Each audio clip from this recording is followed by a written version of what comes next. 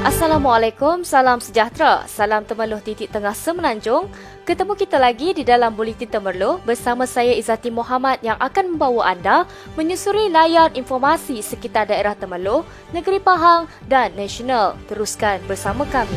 Kebawah Duli Yang Maha Mulia Pemangku Raja Pahang, Tengku Mahkota Tengku Hasanal Ibrahim Alam Shah, Ibni Al-Sultan Abdullah Riayatuddin Al-Mustafa Billah Shah menasihatkan semua wakil rakyat Pahang untuk mengamalkan politik lebih matang, jujur dan ikhlas demi membantu rakyat serta memajukan negara. Baginda bertitah, rakyat dan negara tidak sewajarnya dibebani dengan kemulut politik dan perebutan kuasa yang tidak berkesudahan. Menurut baginda, semua wakil rakyat perlu berpegang kepada prinsip mendahulukan rakyat dan menggunakan peluang membahas secara rasional. Suka saya ingatkan sekali lagi kepada semua wakil rakyat saya, ini bukanlah masa untuk kita berebut kuasa. Ini bukanlah masanya untuk kita semua bersengketa. Ini bukanlah masanya untuk kita banyak bicara tanpa berbuat apa-apa. Sebaliknya, inilah masanya untuk kita semua bersama demi negara, negeri dan rakyat jelata. Dalam keadaan wabak pandemik ini, rakyat menaruh harapan yang sangat tinggi kepada kita semua. Baginda bertitah sempena mesyuarat pertama penggal ke-4 Dewan Negeri ke-14 di Wisma Sri Pahang pada 23 Ogos lalu. Dalam masa yang sama, Tengku Hasanal turut menzahirkan ucapan tahniah kepada Datuk Seri Ismail Sabri Yaakob di atas pelantikan beliau sebagai Perdana Menteri Malaysia ke-9. Baginda berharap Perdana Menteri dapat menjalankan tugas dan tanggungjawab besar yang diamanahkan oleh Allah Subhanahu Wa Taala dengan sebaik mungkin. Dalam masa yang sama juga, Menteri Besar Pahang Yang Amat Berhormat Datuk Seri Wan Rosli Wan Ismail turut merakamkan ucapan tahniah dan rasa bangga rakyat negeri Pahang yang kini telah mempunyai 3 Perdana Menteri anak jati negeri Pahang. Yang Berhormat Datuk Seri Yang Betul, sukacita saya mewakili kerajaan negeri mengucapkan syabas dan tahniah kepada Yang Amat Berhormat Datuk Seri Ismail Sabri bin Yaakob sempena pelantikannya sebagai Perdana Menteri Malaysia ke-9 atas perkenan Kebawah Duli Yang Maha Mulia Seri Paduka Baginda Yang di-Pertuan Agong Al-Sultan Abdullah Riayatuddin Al-Mustafa Billah Shah. Pelantikan ini sudah tentu membanggakan kita semua, terutamanya kita yang berada di bumi Pahang. Dengan pelantikan ini juga sudah 3 anak jati negeri diangkat menjadi Perdana Menteri.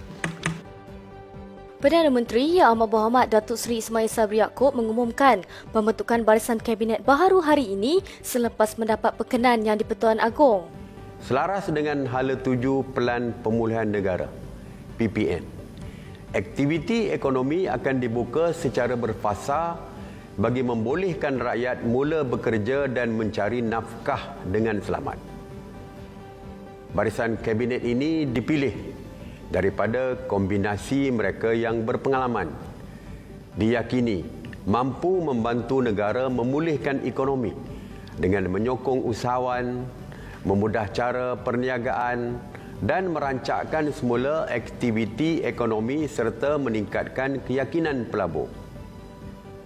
Bagi mendepani cabaran semasa, kabinet ini perlu berorientasikan hasil yang berlandaskan kepada 3 prinsip, iaitu peka dengan keperluan semasa, bertanggungjawab dan amanah, dan mengembalikan semula keyakinan rakyat. Barisan kabinet baharu ini dijadual akan mengangkat sumpah jawatan pada Isnin depan dengan menampilkan kombinasi beberapa muka baru dan lama. Ismail ketika mengumumkan senarai berkenaan berkata, tugas utama kabinet yang dibentuk hari ini adalah untuk menangani COVID-19 dan memulihkan semula ekonomi. Katanya lagi, setiap menteri juga mesti menunjukkan prestasi mereka dalam tempoh 100 hari pertama memegang jawatan.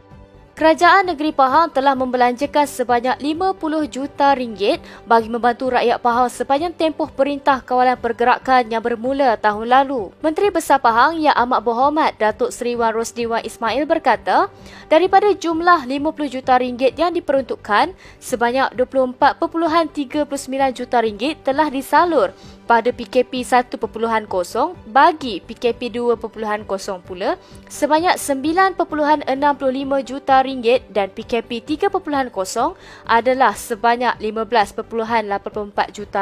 Beliau menjawab soalan daripada Ahli Dewan Negeri Kemayan Yang Berhormat Datuk Muhammad Fadil Osman semasa sesi soal jawab sidang DUN pada 24 Ogos yang lalu. Pendekatan keluarga Malaysia dan perlawanan kepada pihak pembangkang untuk menyumbang kepada pemulihan negara membuktikan sifat inklusif dan keterbukaan kerajaan baharu demi rakyat dan negara. Yang Amat Berhormat Perdana Menteri Datuk Seri Ismail Sabri Yaakob telah menekankan keutamaan negara pada masa kini iaitu pendekatan yang lebih menyeluruh untuk melawan COVID-19, membantu rakyat serta memulihkan ekonomi.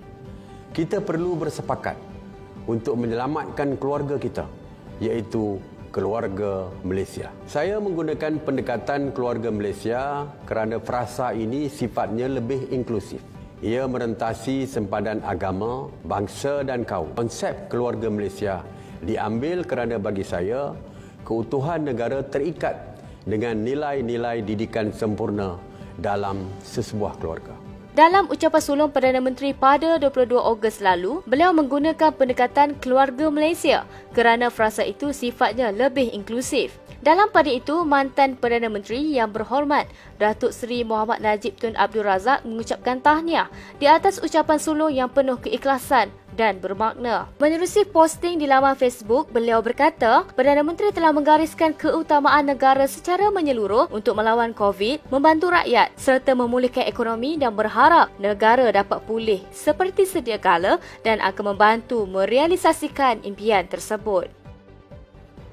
Sekalong tahniah diucapkan kepada dua ahli Dewan Negara, Senator yang baru dilantik oleh Dewan Negeri Pahang iaitu Pengerusi Majlis Pembangunan Wanita Pahang yang berbahagia Datuk Johannes Abdul Aziz dan bekas Ketua Pengarah Jabatan Kemajuan Orang Asli yang berbahagia Datuk Aziz Sitin. Sedikit latar belakang mengenai dua ahli Dewan Negara Senator ini adalah yang berbahagia Datuk Johannes binti Abdul Aziz merupakan Ketua Wanita UMNO bahagian Temerloh dan pernah memegang jawatan sebagai Ahli Majlis Daerah Temerloh dan Majlis Perbandaran Temerloh. Beliau turut aktif serta memegang jawatan penting dalam NGO seperti Persatuan Ibu Tunggal Daerah Temerloh dan Perkim Wanita Temerloh selain pernah memegang jawatan dalam 14 badan bukan kerajaan. Manakala yang berbahagia Datuk Aziz bin Sitin pula adalah anak kelahiran Kuala Lipis berasal dari kampung orang asli Kuala Koyat daripada suku kaum Semai. Kami di Temerloh TV mengucapkan tahniah dan selamat maju jaya. Kerajaan negeri telah melakukan beberapa penambahbaikan sebagaimana yang dicadang oleh UNESCO termasuk menambah keluasan tapak rizab biosfera Tasik Chini. Exko Pelancongan Kebudayaan Alam Sekitar, Pelandangan dan Komoditi Negeri Pahang Yang Berhormat Datuk Seri Muhammad Syakar Samsudin berkata, kerajaan negeri telah mengeluarkan arahan pemberhentian kerja kepada semua aktiviti perlombongan pada 17 Mei 2021 dan masih berkuat kuasa sehingga ke hari ini. Muhammad Syakar turut berkata, kerajaan negeri dibantu Jabatan Alam Sekitar telah menjalankan pemantauan kualiti air Tasik Chini di 15 stesen yang telah ditetapkan di seluruh kawasan Tasik Chini sejak tahun 2005 lagi. Beliau juga berkata, bagi memastikan kawasan rizab Tasik Chini terus dipelihara sebagai kawasan rizab biosfera, beberapa agensi berkaitan telah menubuhkan jawatan kuasa khas yang dianggotai oleh 20 agensi untuk memastikan kawasan itu terus terpelihara. Inisiatif Pelan Jalinan Digital Negara Jendela harus dipercepatkan terutama membabitkan kawasan luar bandar. Aduan Kuala Semantan, Datuk Nur Azmi Makludin berkata, ketika negara berdepan ancaman COVID-19 ketika ini, capaian internet perlu berada pada tahap terbaik, lebih-lebih lagi dengan pelaksanaan sesi pengajaran dan pembelajaran di rumah (PDPR) bagi murid dan pelajar sekolah. Katanya, bagi capaian internet sedia ada yang kurang baik menyebabkan semua yang terbabit dengan PDPR terutama murid dan pelajar hilang semangat untuk belajar. Menurut beliau lagi, ramai ibu bapa telah datang berjumpa beliau dan menyatakan hal ini selain terpaksa berbelanja besar bagi mendapatkan peranti dan melanggan data internet untuk anak mereka tetapi merasa amat kesal kerana capaian internet sangat lemah. Justru, beliau berharap inisiatif jendela dipercepatkan agar keadaan PDPR menjadi lebih baik dan efektif. Sebanyak 4 rang undang-undang telah dibawa oleh Kerajaan Negeri Pahang di Sidang DUN telah diluluskan dengan undi majoriti yang besar dan kesemua RUU ini adalah bertujuan untuk memastikan kelancaran kerajaan memberikan khidmat bagi memajukan dan mensejahterakan rakyat sekalipun adun pembangkang cuba menggunakan RUU ini demi kelangsungan dan kepentingan politik mereka. Exco Pelancongan Kebudayaan Alam Sekitar Peladangan dan Komoditi Yang Berhormat Datuk Seri Muhammad Syakar Samsudin berjaya memberikan justifikasi yang jelas bahawa RUU ini diperlukan bagi mengawal selia dalam ruang lingkup Taman Negeri dan Biodiversiti di Pahang. Menurut Syarka, penubuhan Majlis Biodiversiti Negeri Pahang mengambil contoh negeri akan terdedah kepada kehilangan hasil pendapatan dari sumber biodiversiti jika tiada rang undang-undang yang melindungi dan RUU ini akan dapat memastikan sumber biodiversiti akan dimiliki oleh kerajaan atau secara perkongsian yang adil. Mengambil contoh penubuhan Perbadanan Kemajuan Cameron Highland yang telah ditubuhkan telah membuktikan dapat menyelesaikan masalah penerokaan tanah haram di Cameron Highland dan cubaan pembangkang memanipulasikan alam sekitar akhir-akhir ini ternyata gagal dan hampir membelit diri sendiri sebagaimana isu musangking hutan simpan kekal Batu Talam di Raub. Sebanyak 30 buah rumah yang terjejas banjir di daerah Temerloh telah menerima bantuan sebanyak RM300,000 untuk membaik pulih rumah mereka yang terjejas.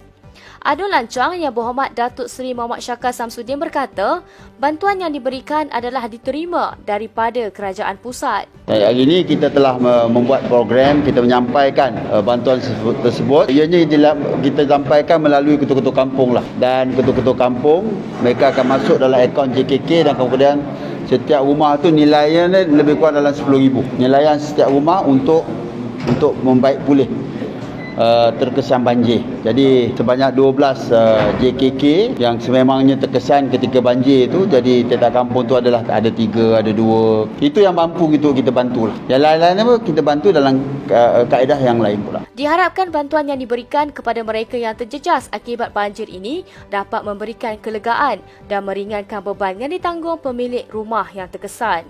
Kejadian ribut berlaku pada 2 Ogos telah mengakibatkan 5 buah rumah di Kampung Sungai Buloh dan 11 buah di Kampung Batu Kapur Mentakak dalam Dun Lancang rosak. Tindakan segera Yang Berhormat Datuk Seri Muhammad Syarka mengarahkan JKKK untuk menguruskan kerja-kerja membaik pulih rumah yang terlibat dalam masa 2 minggu dan kerja-kerja baik pulih dimulakan pada 5 Ogos dan selesai pada 15 Ogos. Hari ini saya menyampaikan cek sumbangan Kerajaan Negeri iaitu sebanyak RM51,981 untuk kita membaiki rumah-rumah yang dilanda ribut, iaitu di Batu Kapur dan juga di Sungai Buloh. Proses ataupun kerja-kerja pembaikan rumah telah pun siap dan mereka telah kembali ke rumah masing-masing. Ini adalah sebahagian daripada usaha kita, apa yang kita sebut sebagai hands-on, memastikan bahawa mereka ini akan kita bantu. Dan sebenarnya di Batu Kapur dan juga di kawasan Temerloh ni sejak akhir-akhir ini memang banyaklah ribut yang melanda dan banyak rumah-rumah yang saya terpaksa repair. Saya ingat dah hampir kat RM500,000 lah dalam tahun ni je untuk kita repair rumah-rumah ni. Jadi ini semuanya adalah duit Kerajaan Negeri dan kita dari masa ke semasa sememangnya. Kalau ribut ini melanda di tempat kita, terutama sekali di Temerloh, kawasan Temerloh, Parlimen Temerloh ni, kita akan datang dan kita baiki. Ini dah jadi amalan lah. Kejadian ribut yang telah melanda 16 buah rumah di dalam kawasan Lancang pada 2 Ogos lalu telah mendapat pembelaan sewajarnya menerusi tindakan Pantas Pusat Khidmat Dun Lancang baik pulih kesemua rumah yang rosak teruk dalam masa 2 minggu. Menurut Ahmad Jafri yang merupakan pengerusi JKKK Sungai Buloh mengucapkan terima kasih kepada Yang Amat Berhormat Menteri Besar Pahang dan Adun Lancang yang segera mengusahakan bantuan kepada penduduk yang terjejas. Anggaran lebih kurang RM13,000 untuk membaik pulih. Jadi di sini saya sebagai pengurusi JKK Kampung Sungai Buloh mengucapkan ribuan terima kasihlah kepada Yang Amat Berhormat Menteri Besar kita yang telah meluluskan dengan segera peruntukan untuk baik pulih. Dan juga tak lupa kepada Adun Lancang iaitu Yang Berhormat Datuk Seri Haji Muhammad Syakar bin Haji Samsudin yang juga sebagai exco lah. Jadi dia telah banyak membantu tak kira waktu.